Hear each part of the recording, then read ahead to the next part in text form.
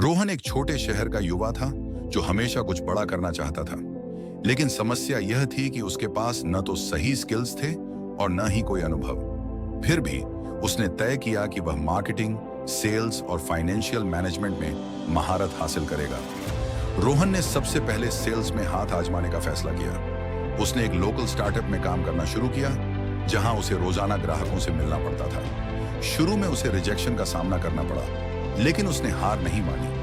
उसने मनोविज्ञान और प्रभाव पर किताबें पढ़ी और अनुभवी सेल्स पर्सन से सीखा। कुछ ही महीनों में उसने समझ लिया कि कस्टमर की जरूरतों को समझना, सही सवाल पूछना और विश्वास बनाना जरूरी होता है। सेल्स में सफलता मिलने के बाद रोहन ने डिजिटल मार्केटिंग सीखने का फैसला किया। उसने इंस्टाग्राम और फेसबुक पर टारगेटेड एडवर्टाइजिंग का उपयोग किया। उसने अपने कस्टमर्स से ईमानदारी से जुड़ने की कोशिश की। कुछ ही महीनों में उसका ऑनलाइन स्टोर हिट हो गया और लोग उससे खरीदारी करने लगे। अब रोहन की कमाई अच्छी होने लगी थी, लेकिन उसने महसूस किया कि पैसे को स्मार्ट तरीके से मैनेज करना जरूरी है। उसने बजटिंग, इन्वेस्टिंग और टैक्स प्लानिंग पर रिसर्च की।